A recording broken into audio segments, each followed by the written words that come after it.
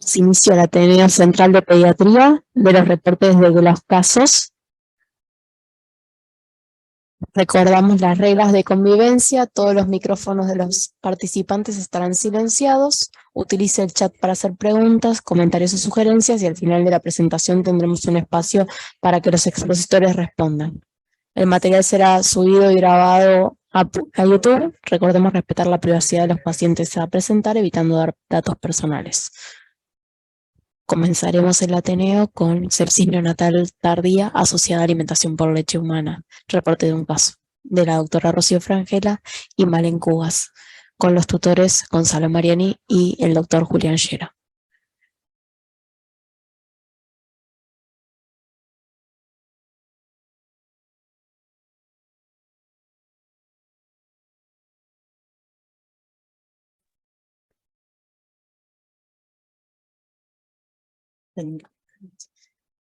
Bueno, para empezar, antes de presentar el caso clínico, vamos a hablar un poco sobre el estreptococo beta hemolítico, que es una de las causas más comunes de sepsis y meningitis neonatal.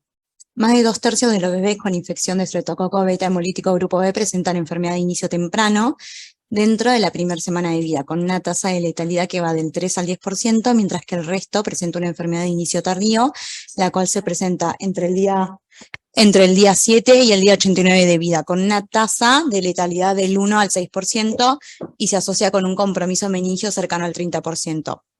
No se han observado modificaciones en la incidencia de la misma con la utilización de profilaxis antibiótica intraparto, como sí ha sucedido con los casos de sepsis temprana.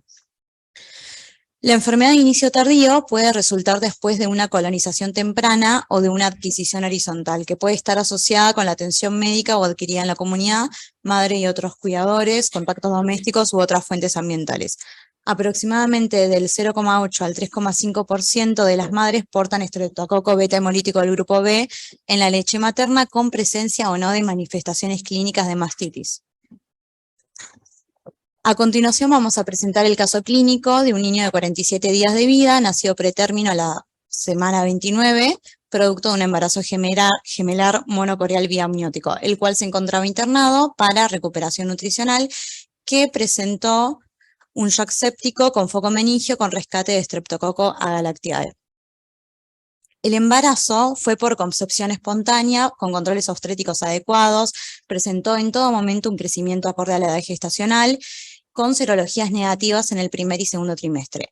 Por ruptura prematura de membranas de 24 horas de evolución se realiza la cesárea electiva a las 29,1 semanas, no pudiendo completar el hisopado de rutina para la búsqueda del Streptococcus agalactiae, por lo que a la madre se indicó la profilaxis intraparto con penicilina. Por sus antecedentes maternos, que la madre tenía diabetes gestacional y colestasis, y la falta del hisopado de vigilancia, asociado a que nuestro paciente presentó requerimiento de oxigenoterapia por episodios de apnea con desaturación y bradicardia, se le realizó un laboratorio, el cual arrojó un bajo riesgo infectológico y se inició antibiótico-terapia empírica con ampicilina y gentamicina, que se suspendió a las 48 horas después con cultivos negativos. El paciente a los 18 días de vida presentó un registro subfebril y aumento de reactantes de fase aguda en el laboratorio. Se tomaron muestras para cultivo e inició antibiótico-terapia con amikacina y vancomicina. Al día siguiente, el paciente agrega un cuadro de distensión abdominal asociado a una deposición sanguinolenta y por sospecha de enterocolitis necrotizante se agrega al esquema amikacina con piperacilinato azobactam y se suspende la vancomicina. A los 21 días de vida, por cultivos negativos y reactantes de fase aguda que comenzaron a descender, se suspende la antibiótico-terapia y permanece en la unidad de cuidados intensivos neonatales para recuperación nutricional. A los 45 días de vida, el paciente intercurre con episodios de desaturaciones transitorias, con recuperación espontánea, edema bipalpebral de manos y pies, se le realiza una radiografía de tórax en donde no se encontró ningún hallazgo patológico, se realiza un laboratorio y se indican diuréticos reglados por estos edemas que el paciente presentaba. Posteriormente, a los 46 días de vida, el paciente vuelve a presentar varios registros subfebriles reiterados asociados a letargia, taquicardia, reticulado en tronco y además de esto presentó un registro de hiperglucemia. Por ende, se ingresaron muestras para hemocultivo, urocultivo y de líquido cefalorraquídeo y se inició de nuevo antibiótico-terapia empírica con vancomicina y en este caso con meropenem. A los 47 días de vida, el paciente evoluciona con hiporreactividad, bradipnea con tendencia a la hipotensión, hipoperfusión, hiperlactacidemia y un aumento del patrón de apneas. Se decide su ingreso a asistencia respiratoria mecánica y el paciente intercurre con 4 episodios de paro cardiorrespiratorios, falleciendo a las 12 horas de iniciado el cuadro.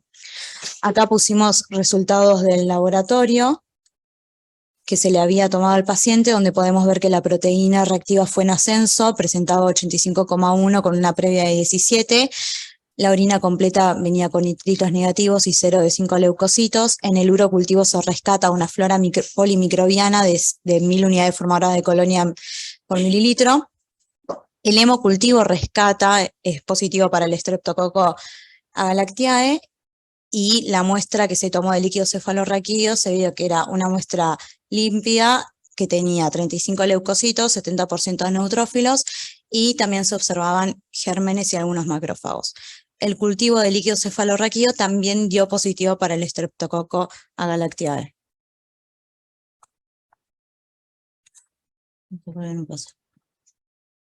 Después se realizó al paciente una autopsia donde se constata una meningitis bacteriana con abundantes colonias bacterianas y embolias sépticas sistémicas.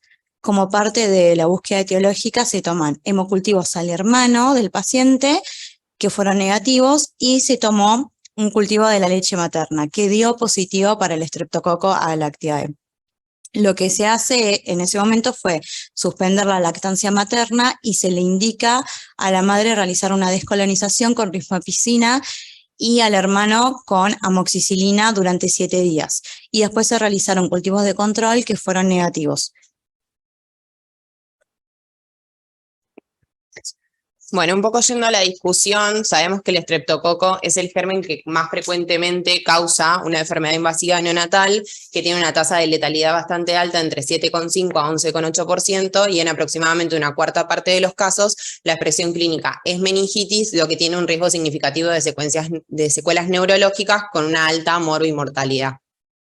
Como sabemos, el Streptococcus agalactiae es flora habitual del tracto gastrointestinal, genitourinario y faringio, y es por eso que entre la semana 35 y 37 se hace el hisopado de vigilancia, y en el caso de no poder realizarse o ser positivo, se hace la profilaxis con penicilina intraparto, que fue un poco lo que sucedió en el caso de nuestro paciente. Con respecto a las fases clínicas de las enfermedades, está la de inicio temprano, que es la más conocida, que se da entre las primeras semanas de vida, más específicamente en las primeras 24 horas, y que está relacionada con la transmisión vertical, que es de la madre colonizada a su recién nacido, sea por una ruptura prematura de membranas y un ascenso de los gérmenes, o por una transmisión vertical durante el trabajo de parto y el nacimiento por el canal de parto. Y esta es la que se modificó por cuando se iniciaron la profilaxis antibiótica en el caso de los hisopados. La enfermedad de inicio tardío, que es la que más nos compete por la enfermedad de nuestro paciente, se da entre los 7 días de vida y hasta los 3 meses de edad. Las fuentes más frecuentemente asociadas son las infecciones nosocomiales o adquiridas en la comunidad, y otra de las fuentes que se ha visto es la leche materna. Y esta sí no es modificada por los antibióticos, porque ahora vamos a ver el mecanismo, pero es más por una colonización persistente. Este es un poco un cuadro que habla de cómo sería la transmisión, la colonización y el desarrollo de la sepsis. Tanto la madre como el neonato se pueden colonizar por la transmisión horizontal, la transmisión vertical durante el nacimiento en el caso del neonato, y después por asociados al cuidado de la salud, de la comunidad, el ambiente, la colonización, digamos, es muy frecuente. Entonces se postulan 2 teorías por las cuales se podría desarrollar la sepsis tardía. Una es que el neonato colonizado, tanto la piel, la faringe, el tracto respiratorio, el tracto gastrointestinal, cuando el paciente, digamos, realiza la succión con la presión negativa y la colonización, ingresaría esos gérmenes por los conductos galactóforos a la leche materna. O sea, durante la succión se realizaría la presión negativa, el neonato tiene colonizada la faringe y con eso ingresarían los gérmenes a la leche materna. Dentro de la leche materna se iría replicando el cultivo y de esa manera sería un círculo vicioso entre que el neonato ingiere de nuevo la leche materna colonizada, sigue colonizado y sigue colonizando los conductos galactóforos y así va aumentando la carga bacteriana y muchas veces la virulencia. Y el otro mecanismo que se propone es que del tracto gastrointestinal de la madre, como flora habitual y colonización, haría una traslocación y por vía linfática colonizaría los conductos galactóforos y la lactancia materna. Todos los mecanismos se tratan, digamos, con antibióticos, sea como profilaxis intraparto para evitar la colonización del neonato, o una vez que se diagnostica para tratar y descolonizar tanto a la madre como al neonato, lo único que se indica la suspensión de la lactancia es cuando uno descubre que la leche materna ya está contaminada. Entonces, en ese caso se suspendería la lactancia hasta poder realizar el tratamiento efectivo y tener un cultivo de leche negativo. Un poco los factores que favorecen el desarrollo de la sepsis, porque como más adelante también lo contamos, el hecho de estar colonizado, si bien es baja la colonización de leche materna, según los trabajos que se han visto, el hecho de estar colonizado no necesariamente lleva a que se produzca la sepsis y la infección. Incluso tiene un valor predictivo positivo si uno hiciera el cultivo de leche y encontrara la colonización con Streptococcus galactiana, no necesariamente se indica que se va a desarrollar la infección.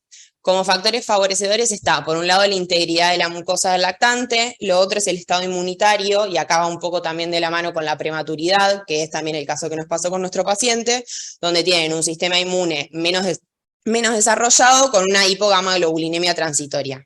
A su vez, la carga bacteriana y la virulencia, si bien sabemos que no necesariamente tiene que tener una manifestación clínica de mastitis para que uno piense en la colonización, por ejemplo, en el caso de nuestra paciente, la madre no tenía ningún signo clínico, pero se sabe que las pacientes que tienen mastitis tienen recuentos bacterianos de estreptococo más altos y podrían llegar a tener una mayor virulencia.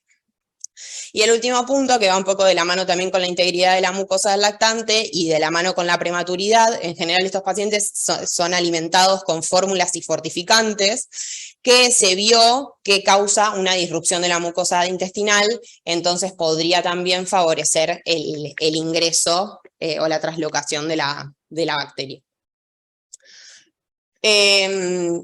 Antes de pasar a la conclusión, el otro punto era el hecho del tratamiento de los cultivos. Como dijimos, el valor predictivo positivo de la colonización de leche materna es bajo, entonces es por eso que no se recomienda realizar cultivos de control de leche materna o cultivos de pesquisa de leche materna, claramente a todas las madres.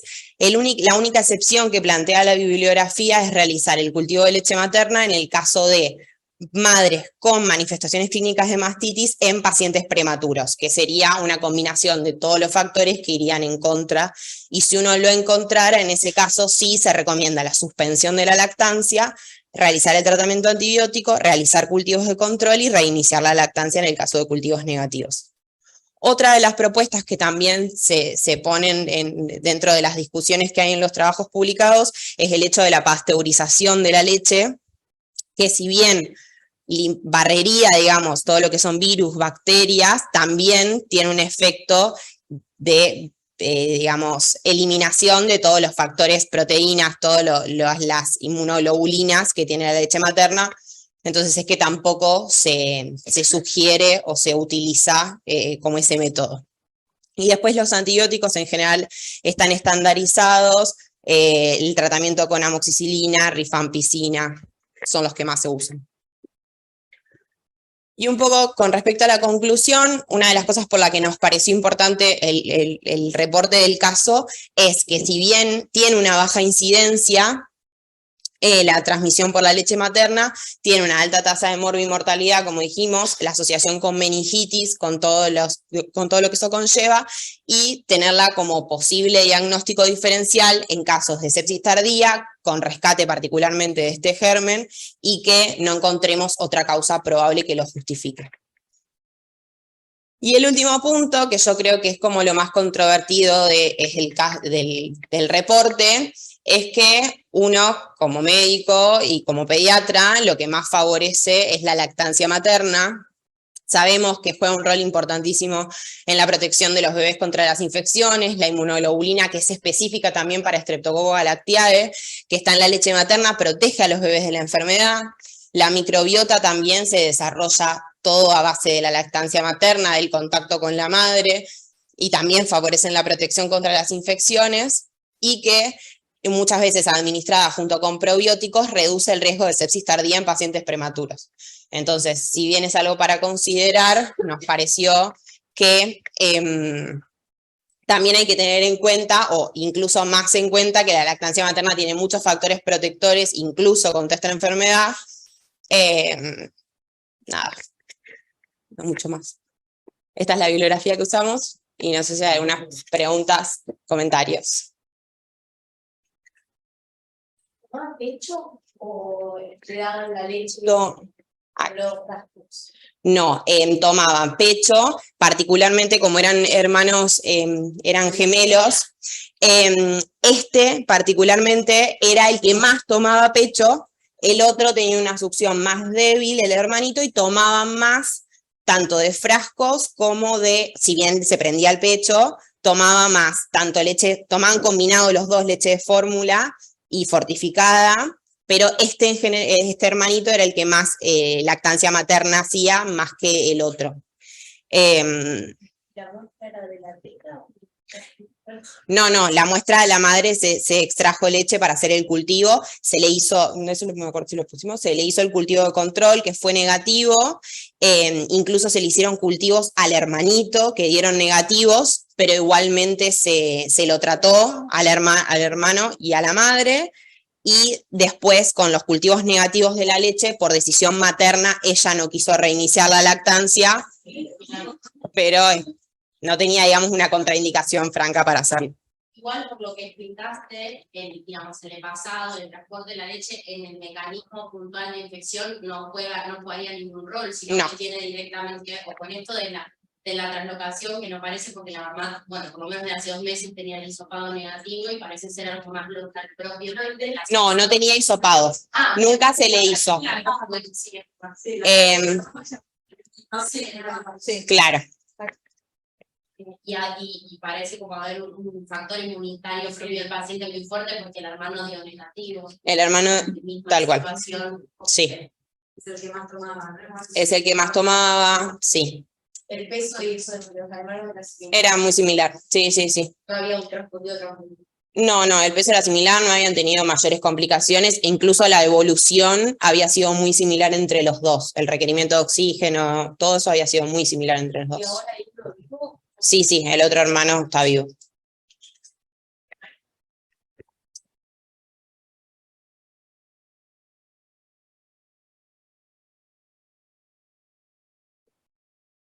Los probióticos, no, habla del aporte al bebé asociado también a la leche materna.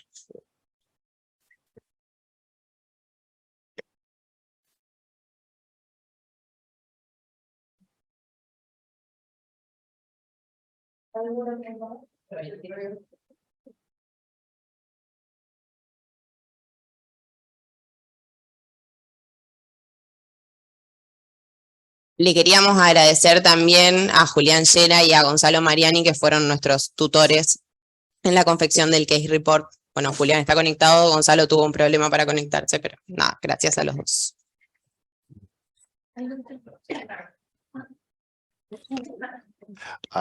Hola, buenas tardes. Hola, Rocío, felicitaciones. Al final, a último momento me pude conectar. Excelente presentación y muy buen trabajo. Fue una catástrofe este caso en la NEO, por lo que todos se imaginan. Y bueno, lo que se hizo de alguna manera quizás haya también tenido cierto efecto en la prevención que al hermano le pase algo similar, así que por lo menos eso se pudo evitar. Muchas gracias, Gonzalo. Bueno, gracias chicas. Vamos al siguiente caso, que se titula Tumor paratiroideo atípico en una paciente adolescente, a propósito de un caso. Los autores son el doctor Martín Escudero, Sofía Goldenberg y Fiamma Gordillo, que están tutorizados por Florencia Cuspiel y Freddy Game.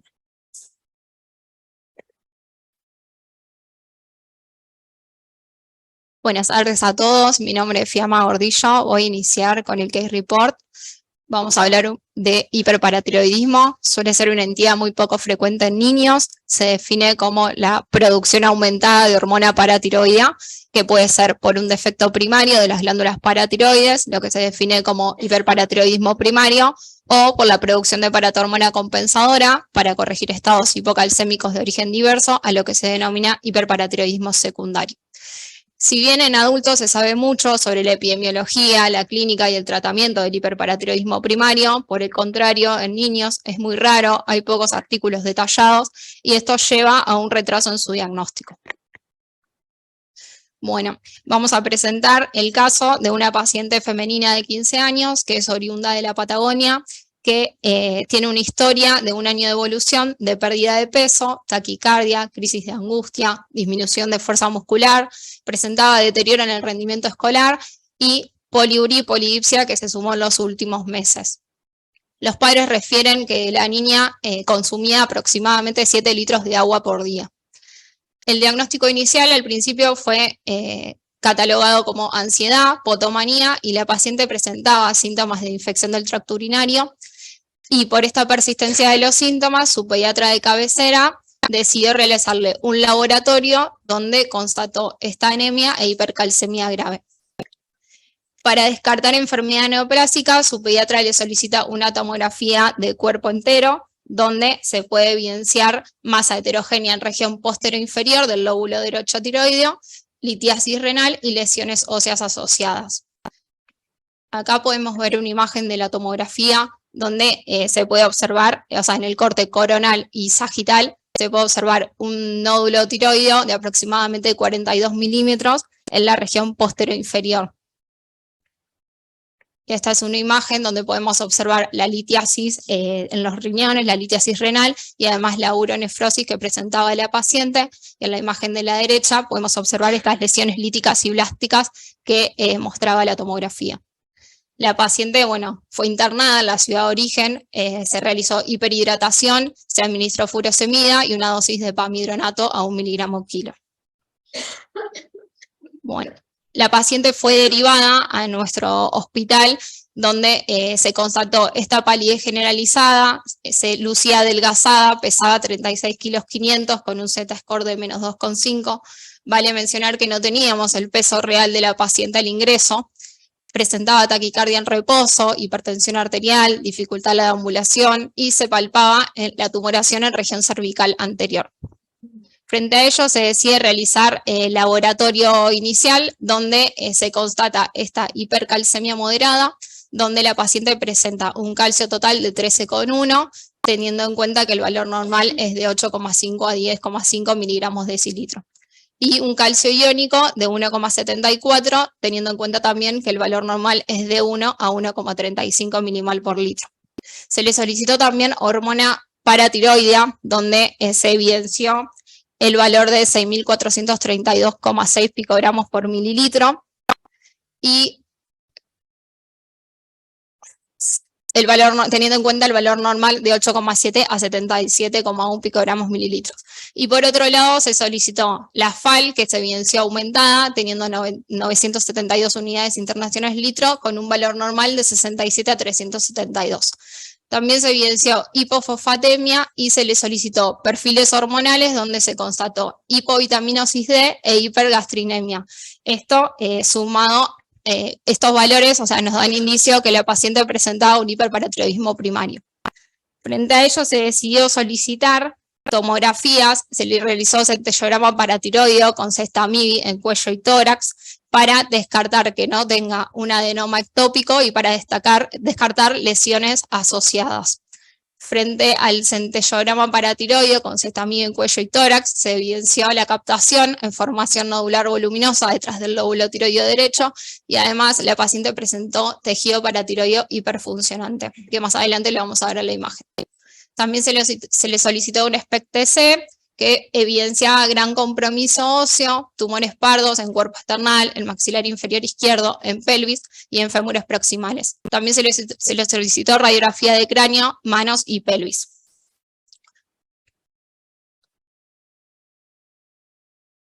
Acá podemos ver en la primera imagen el centellograma seriado con cestamide de cuello y tórax, que se lo realiza con un marcador que es con Tecnecio 99 y es para determinar, como comentaba antes, con mayor precisión la localización y detectar si había una lesión multifocal o una lesión ectópica.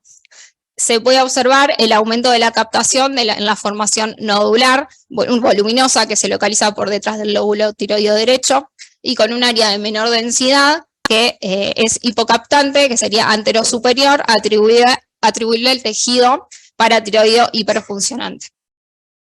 En la siguiente imagen podemos observar una radiografía de mano-frente, donde se observan en las falanges y en los metacarpos afinamiento cortical con reabsorción subperióstica focal, donde se dirige la flechita verde. En la siguiente imagen vemos una radiografía de cráneo de perfil, que se destacan áreas radiolúcidas y densas de distribución difusa, que se lo cataloga como aspecto en sal y pimienta. En esta imagen podemos observar que es una radiografía de pelvis frente, que se observa a nivel de los miembros inferiores, lesiones compatibles con signos de osteoporosis. También se le realizó una densitometría ósea. En la densitometría ósea lo que se constató fue que a nivel de las lumbares, de la columna lumbar y de la cadera derecha, disminución de la masa ósea. Y también, bueno, la densitometría de cuerpo entero, como podemos observar en el cuadro inferior, en el rectángulo en rojo, la paciente evidenció un Z-score de menos 7,2. Y si observamos en la tabla superior azul, podemos observar que para el percentilo, para la edad, se encuentra francamente disminuido y no lo podemos observar a nivel de los percentilos.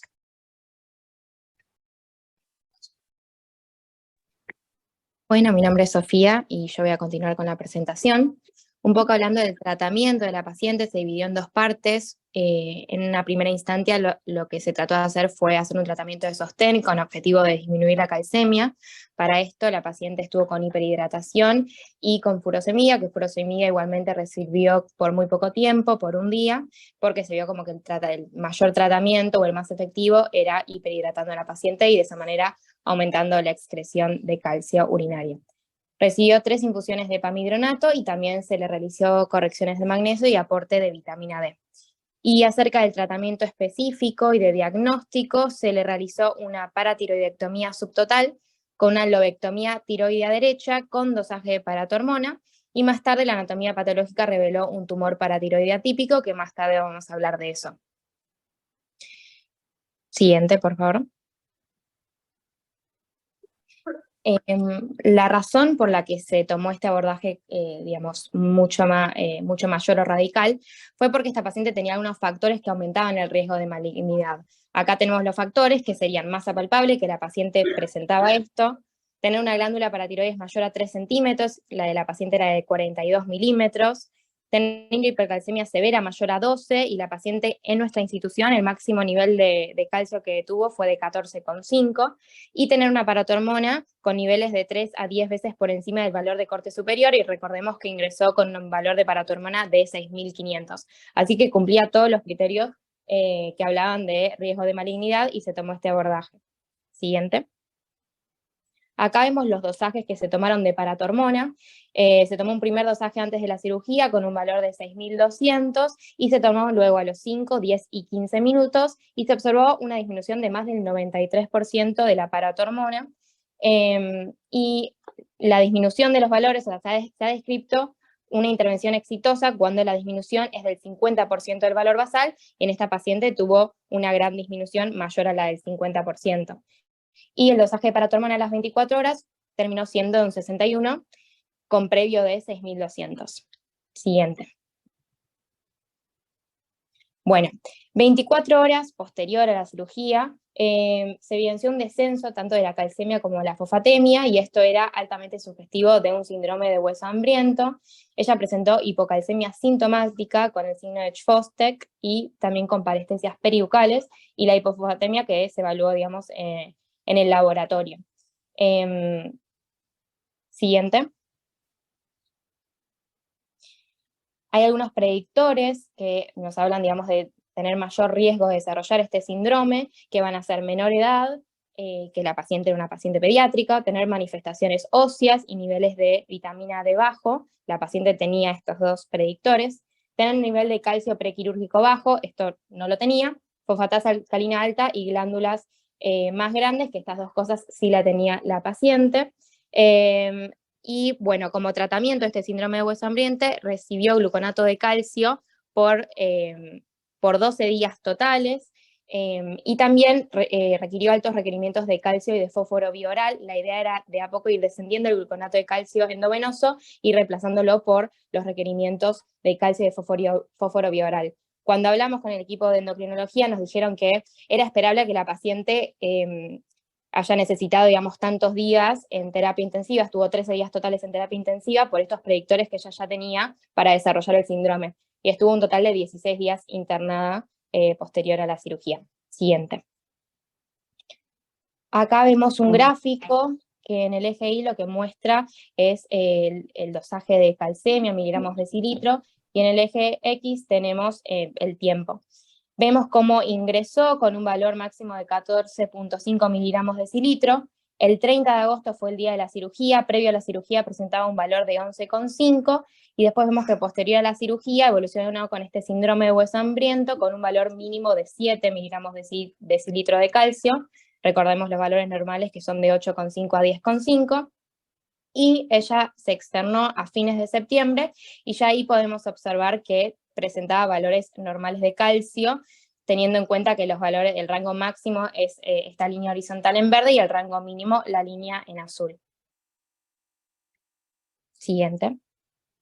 Bueno, y acá es a modo comparativo, se volvió a realizar una densitometría 3 meses después. Antes observábamos este Z-score de menos 7.2 y vemos que 3 meses posteriores tenía un Z-score de menos 3, y vemos acá en el gráfico de percentilos cómo se va acercando al percentilo 10. Todavía estaba por debajo, pero ya vemos que se estaba acercando al percentilo 10 para su edad.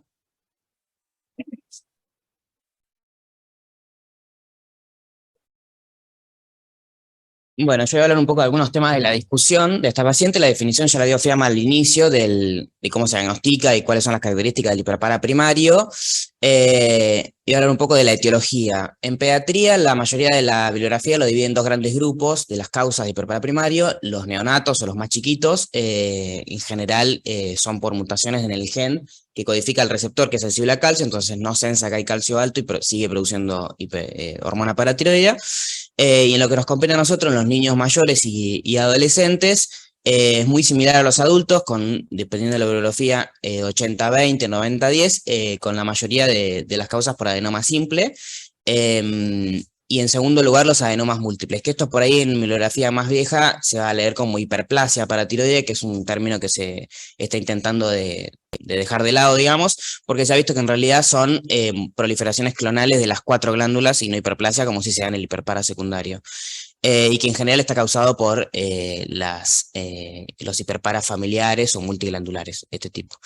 Y después, muy relegado en la cantidad de casos y en porcentajes, está el tumor paratiroide típico, que fue lo que tuvo nuestra paciente, y el carcinoma de paratiroides, en el cual se habla en lo que es la estadística general de adultos y pediátricos de menos del 1% de los casos, lo cual lo hace bastante más raro el caso de nuestra paciente. Después, otras formas de clasificar, bueno, esporádico y familiar. Sigue siendo más frecuente que sea esporádico en pediatría, pero es más frecuente también que existan casos familiares, es decir, en adultos 1 o 2% son solo familiares, y en pediatría entre un 20 y un 30, dependiendo de uno lo lea. En nuestra paciente se buscó, bueno, y puede estar forma de la presentación de varios trastornos multiglandulares sindrómicos, ¿no? Como el NEM. Y nuestra paciente se buscó, como decían hace un ratito, se buscaron los dosajes hormonales de afectación de otras glándulas que eran normales, y se buscó, después ya cuando estaba la paciente externada, el estudio genético para el NEM tipo 1, que es el más frecuente, y le dio negativo. Además no tenía antecedentes familiares de enfermedades relacionadas ni personales, o sea, no tenía síntomas de otras afecciones glandulares. El hiperpara primario, o sea, hay conceptos que son generales para toda la población, pero en pediatría tiene algunas características que nos gustaría contarles, en particular en los pacientes pediátricos, lo que lo hace más complejo, creemos.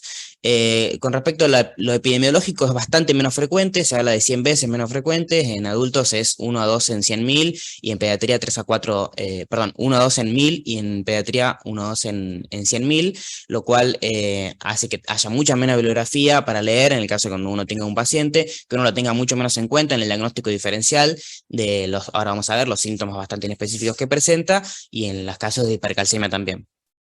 Y después con respecto a los sexos, en adultos es bastante más frecuente en mujeres, 3 a 1, 4 a 1, y en pediatría es cercano a 1 a 1, la diferencia. La presentación es bastante diferente en pediatría con respecto a en adultos. La presentación típica del adulto es una mujer posmenopáusica, sintomática, que se realiza un estudio, un laboratorio de control de rutina y se detecta hipercalcemia, se empieza a estudiar y se llega al diagnóstico, eso es lo más frecuente, un 80%, y los que tienen síntomas en general están relacionados al compromiso óseo, osteoporosis, osteopenia, fracturas patológicas. En pediatría, la mayoría, al revés, o sea, inverso, son sintomáticos debido a que, bueno, es menos frecuente hacer un laboratorio en un chico sano, sin antecedentes y sin síntomas, hacer un laboratorio de rutina y ahí detectar la hipercalcemia con el adulto. Y los que tienen síntomas, es difícil pensar, como decía, que pueda llegar a tener un hiperpara primario con los síntomas que ahora vamos a describir un poco más, pero que son muy inespecíficos. En general se relacionan con fatiga, debilidad, cansancio, dolor de cabeza, dolor abdominal, algunos vómitos o síntomas de reflujo, y síntomas neuropsiquiátricos como ansiedad, depresión, trastornos de la conducta, muchos de los síntomas que tenía nuestra paciente, pérdida de peso, y bueno, después polidipsia y poliuria. Entonces hace que todo esto sumado sea que el diagnóstico en general de pediatría es tardío, dependiendo de las series que uno vea, son en general 1 año, 2 años, 3 años de síntomas hasta llegar al diagnóstico definitivo, lo cual hace que en general, comparado con los adultos, los síntomas que tienen los pacientes pediátricos son más severos, tienen más variedad de síntomas a la presentación y más compromiso de los órganos blancos, principalmente riñón y hueso.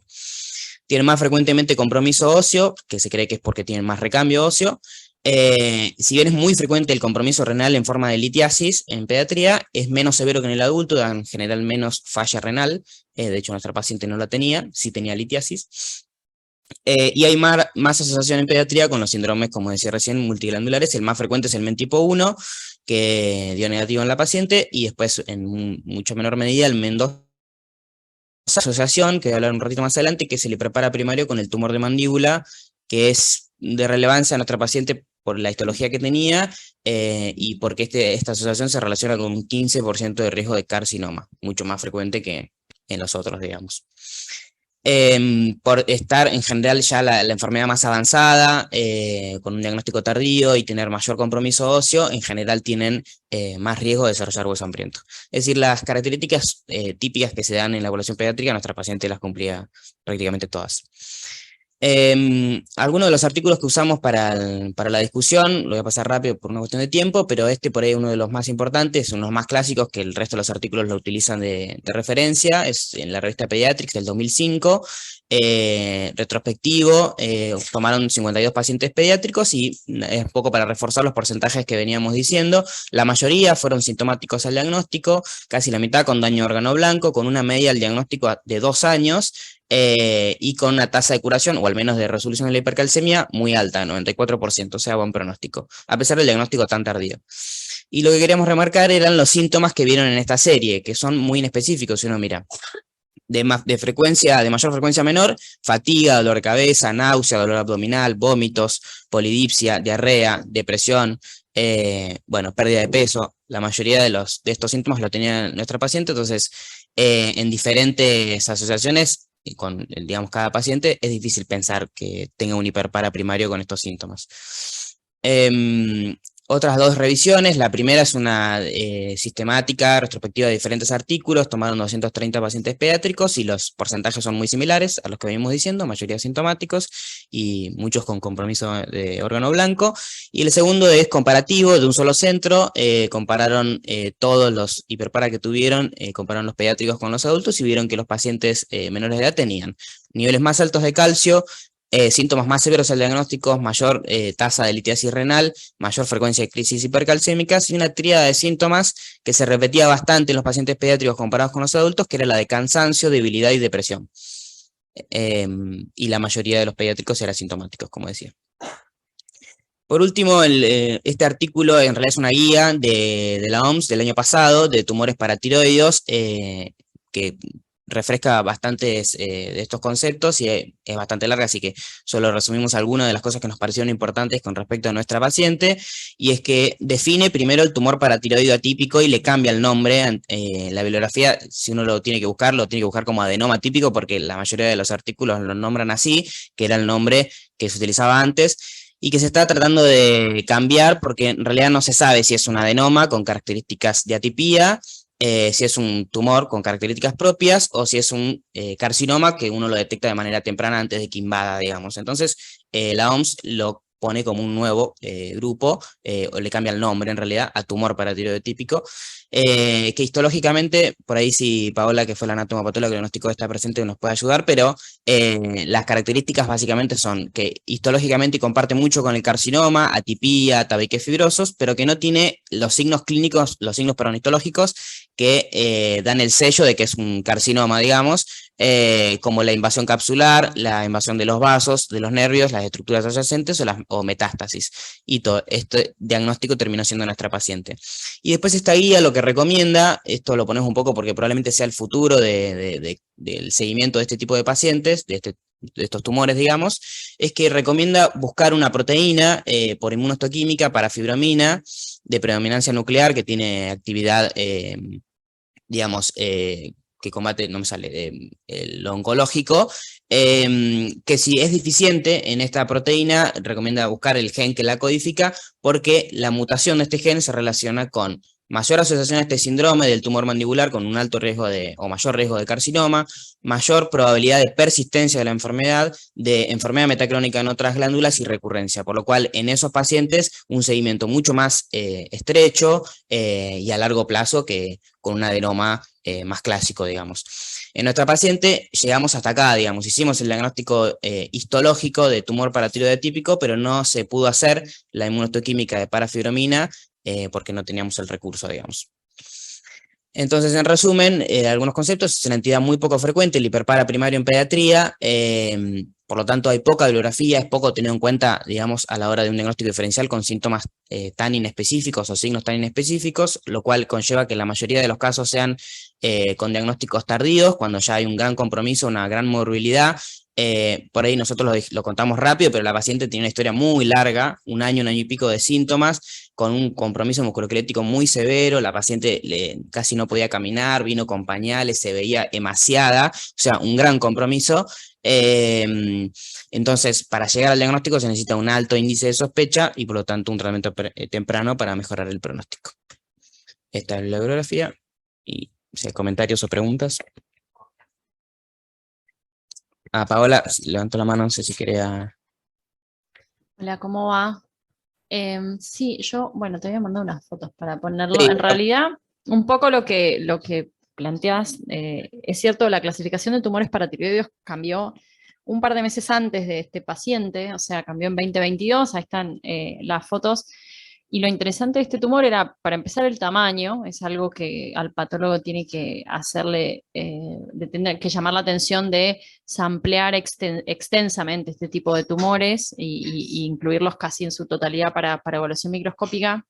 Era un tumor que tenía un crecimiento bastante expansivo y tenía pequeñas áreas, como la segunda foto, donde había como pequeños regueros de células que intentaban invadir esa cápsula, pero no la atravesaban y no infiltraban estructuras adyacentes, que es la presente definición de carcinoma.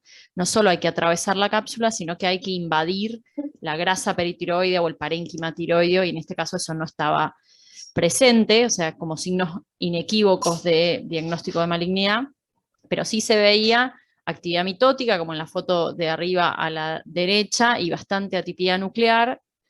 Hicimos un índice de proliferación, que es el índice Ki67, que la nueva guía sugiere que tumores de más del 5% son riesgo, digamos, de tener un comportamiento más agresivo. Este caso tenía áreas donde superaba el 20 tal vez.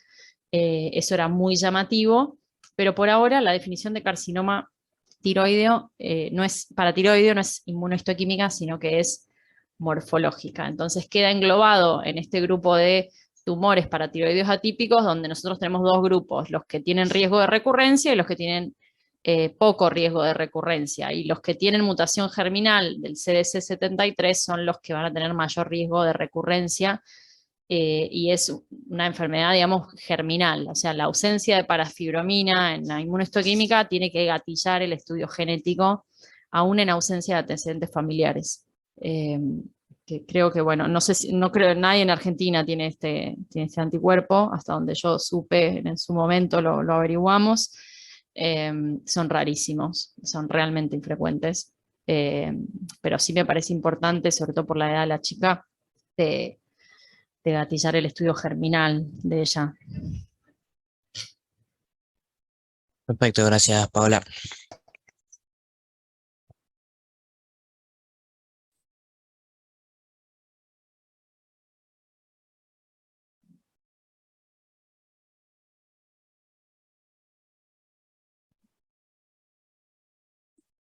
Sí,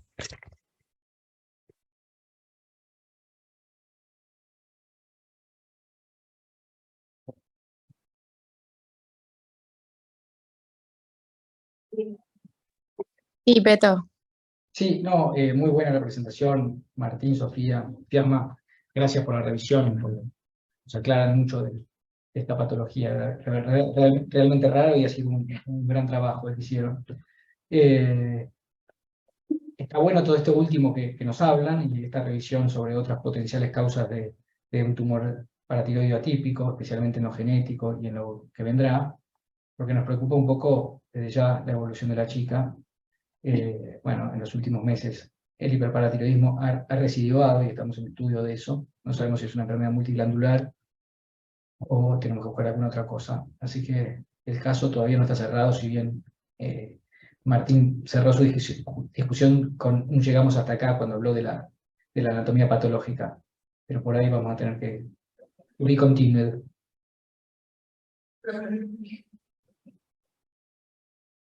perfecto, gracias.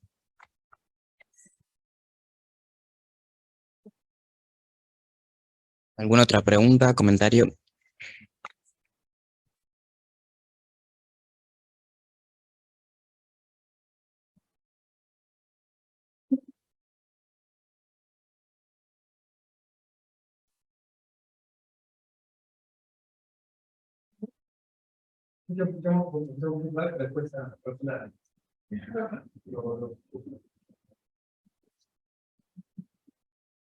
Bueno, muchísimas gracias a todos. Gracias por venir. Gracias.